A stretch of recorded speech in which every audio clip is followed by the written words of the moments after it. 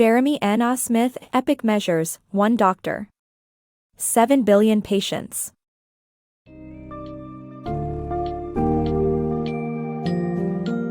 Welcome to the exhilarating world of Epic Measures, 1 Doctor. 7 billion patients by JeremyNSmith, where we journey alongside Christopher Murray, a relentless pioneer in global health research. This book summary takes you through the challenges he faced while exposing the flaws in health statistics and crafting groundbreaking methodologies to accurately measure the health of nations. Delve into the exciting landscape of modern medicine as we uncover how Murray reformed the way we view and tackle various health issues and transformed the field of global health research.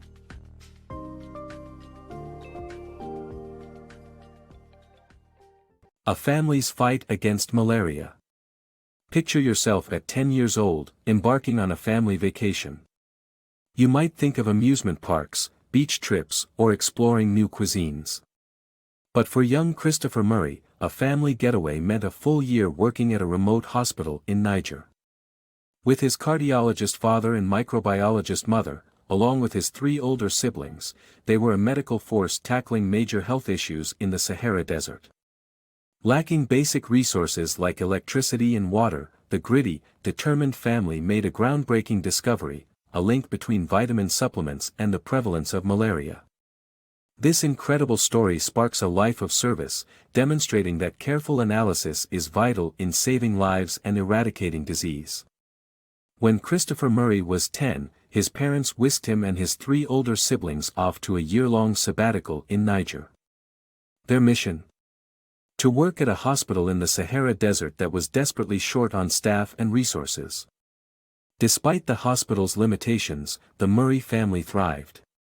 Portable equipment traveled with them, and Chris proved invaluable running errands and organizing supplies. His older siblings took on more advanced roles, assisting with medical procedures like stitching and dressing wounds. Malaria was a formidable adversary during their stay. The family noticed that the hospital had higher malaria rates than the surrounding villages. Driven by curiosity and a commitment to discovery, the Mays collected blood samples and analyzed patient health statistics.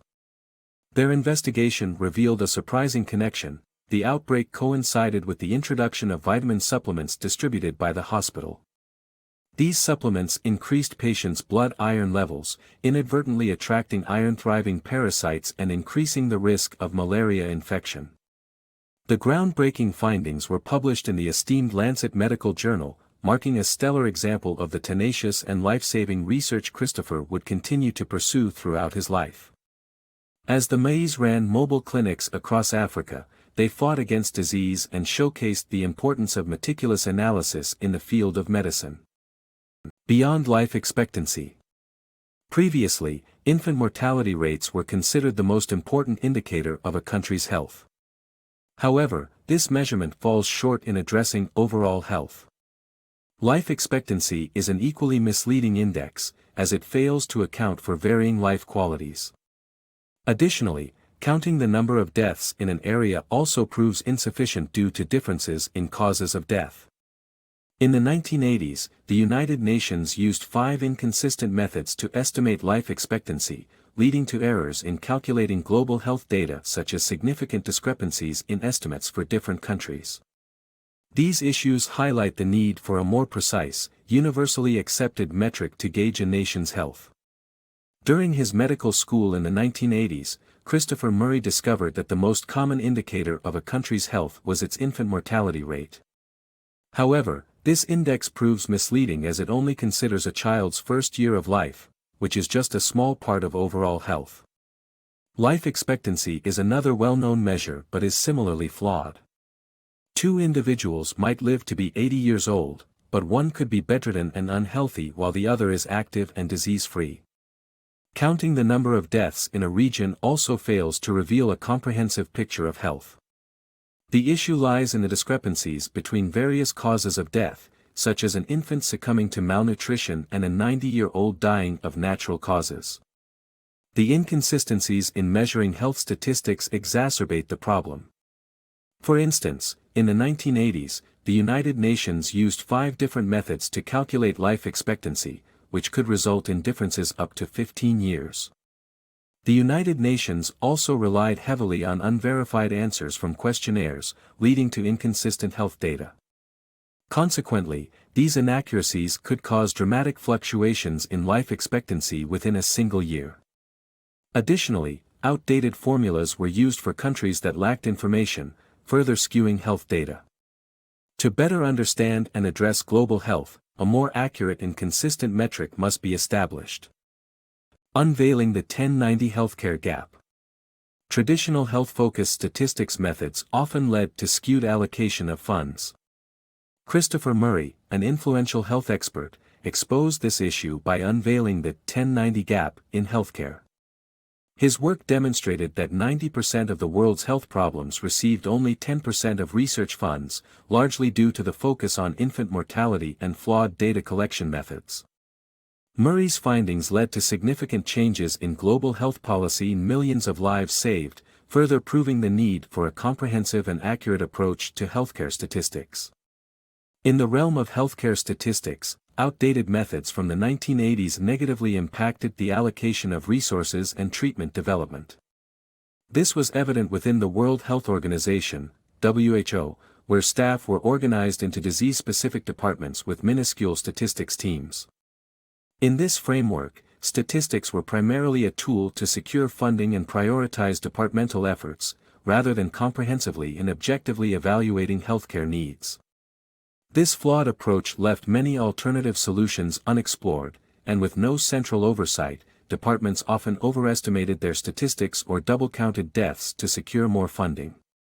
A striking example was the discrepancy of 10 million infant deaths when comparing WHO estimates with UN estimates.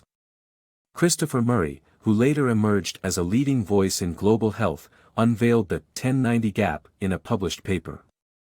This phenomenon describes how an overwhelming focus on infant mortality and flawed statistical methods led to 90% of the world's health problems receiving a mere 10% of research funds.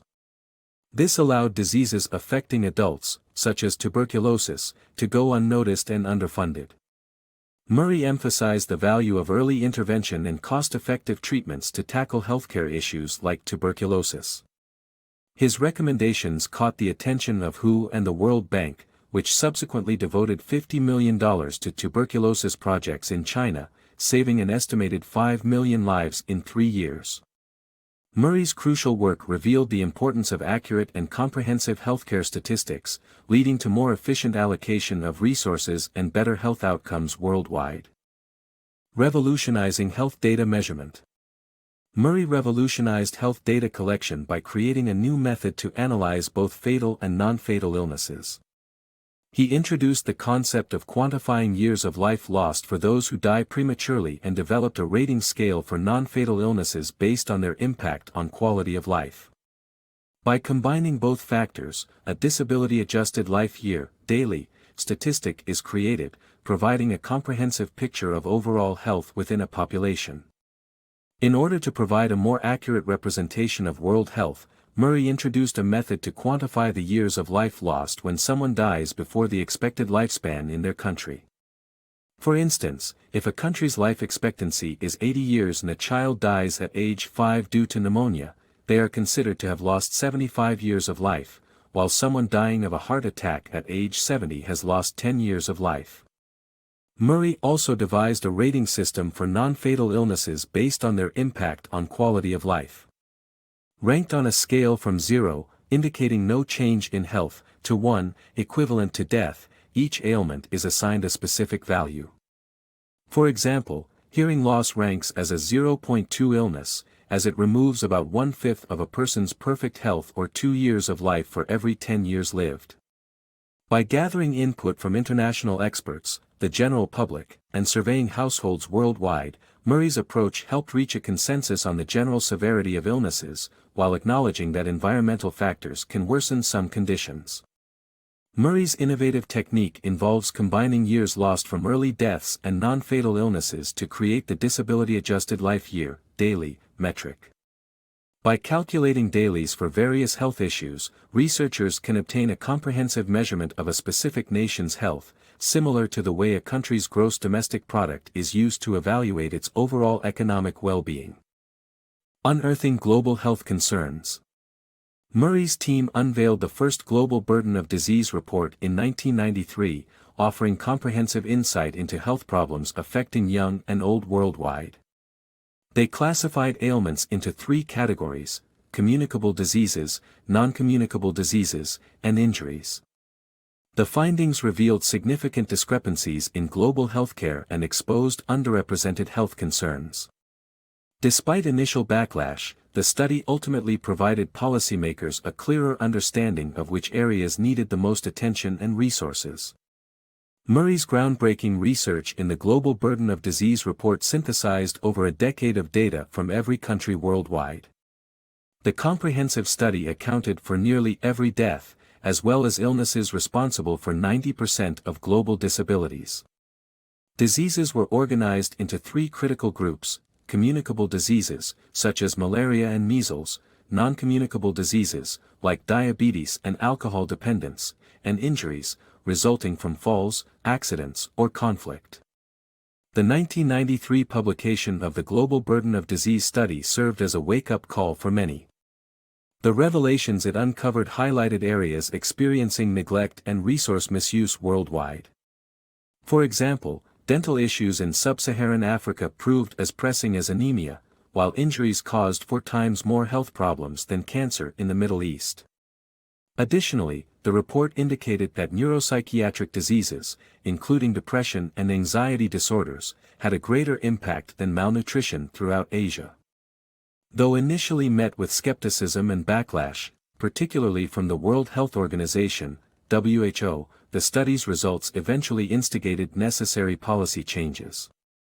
The traditional method of healthcare evaluation proved severely lacking, whereas Murray's all-encompassing single metric demonstrated superiority.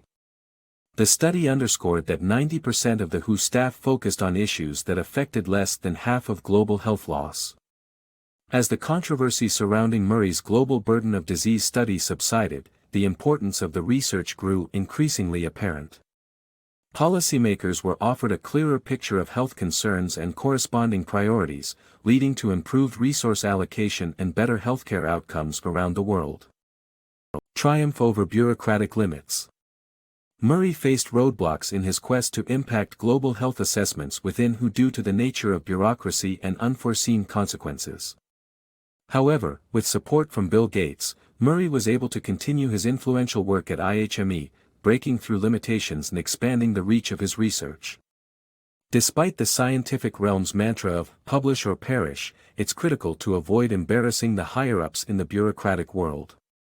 This standard became an obstacle when Murray's various WHO reports evaluating and ranking nations on the functioning of their health systems were met with dissatisfaction. In the 2000 report, the United States ranked 37th, prompting changes within WHO. When the management changed and Murray's department dissolved, he was assigned the advisor's role, a position devoid of authority.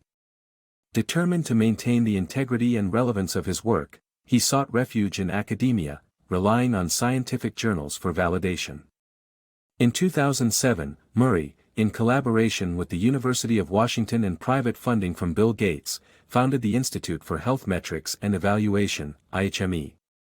Gates, known for his visionary approach to leveraging data and numbers, recognized the significance of Murray's research and helped provide the resources to power it further.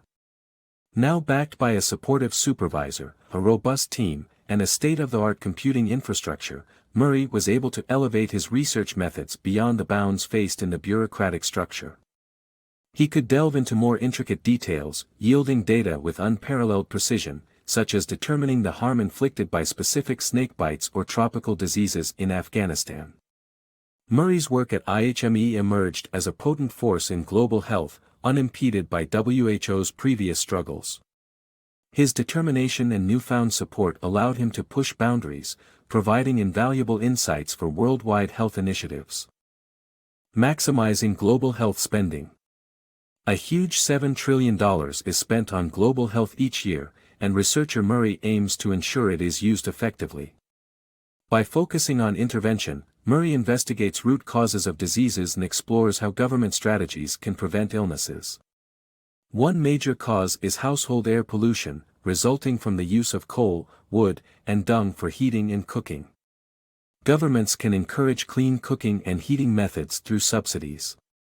Furthermore, Murray's studies show that intervention and relief efforts can impact issues like obesity, as malnutrition-related diseases decrease yet high blood pressure and inactivity-related conditions rise. To allow public access to this crucial data, Murray designed an interactive digital tool, enabling individuals and organizations to generate awareness and encourage change. Title: Maximizing Global Health Spending. Aiming to utilize the $7 trillion spent on global health each year efficiently, Murray's research delves into the root causes of diseases and suggests targeted government interventions. As household air pollution emerges as a significant issue, granting subsidies for cleaner cooking and heating methods could reduce illnesses. While malnutrition levels drop, obesity-related diseases surge, requiring a response. Sharing detailed data on an interactive online platform, Murray makes this vital information accessible to the masses, fostering awareness and inciting action.